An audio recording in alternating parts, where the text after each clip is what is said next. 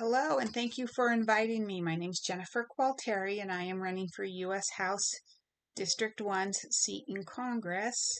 And I just want you to know that teachers have been part of my family's profession. My father was one. I have a brother who was a teacher, in-laws. I myself, in state furlough days, have taken the opportunity to indeed substitute teacher. I love it. It is fun. Children and people in general are just wonderful. So it's fun to give them that opportunity for training and education. So some important questions, let me get right on it because I don't have much time. The school shootings concern, absolutely something has to be done. I would lock down schools and have security cameras, and I would use doors that in crises would know to shut everything down. So doors would just automatically lock down, and then you could focus on where is that perpetrator and go in and secure the situation. I would use federal funding for those kinds of renovations because small communities and most school districts just won't be able to take on that burden. And it really should be a tax burden that is able to tap into the fact that we have the $2 trillion in income tax each year. So another thing I would do is if personnel was hard, I would have police patrols. So they would be people who frequented the school, said hello to staff and teacher on a regular basis, got to know people. Then I see no reason why a security card shouldn't be employed. It's just another staff member. And I also like the idea of filling positions with people like National Guardsmen and firefighters, police.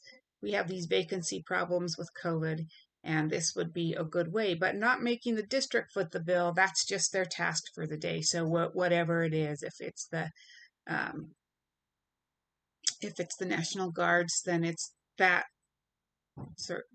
department that's going to be paying, for instance. So if it's the police, it's that department that's going to be paying. Firefighters, that department that's going to be paying. So they could rover in maybe a class that would have a rovering teacher, and all these folks could share throughout the year. And it could even be online learning if these people were in the classroom, making sure that these kids were actually doing the work and helping out when needed. And they could even get certificates. We may, just be a time to have a free certificate in that instance with online learning. That should be easy enough.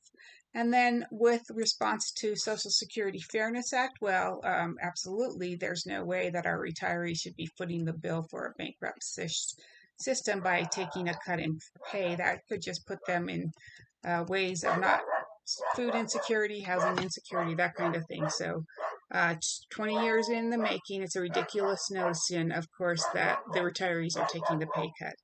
So how would I fund Social Security for stabilization?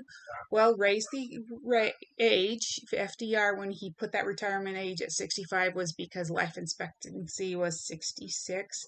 So I would raise it to 72.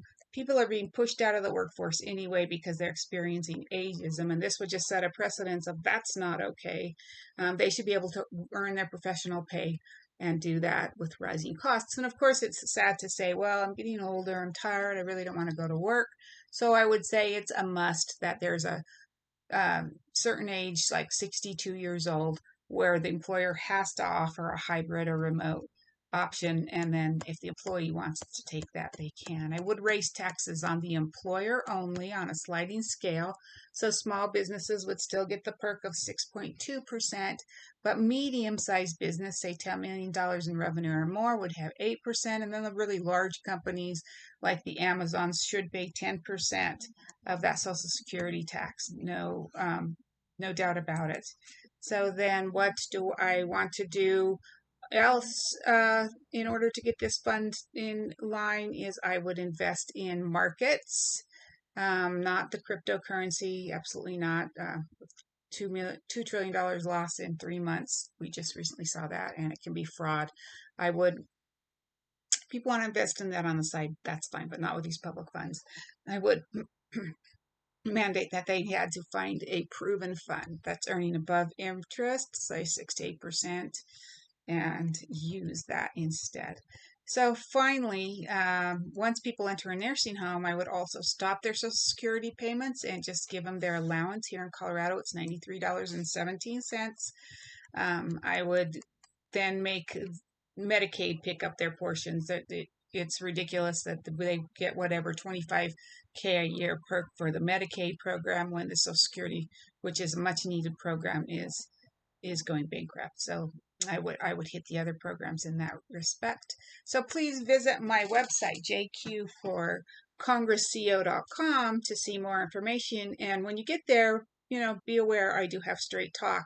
And you might not like what I'm saying there, but my son, a millennial, says, I do tell it like it is, and it actually has to be told for his generation, and people have to be truthful about our real issues and problems. And I also have an email and a chat form. If you just want to chat there, I will be able to respond to you in a day or two. Otherwise, you can email me directly at Jennifer at jq4congressco.com. And if you'd like to post a sign, please reach out and let me know. I'd be glad to bring you one. And thanks for your time. And see you in November.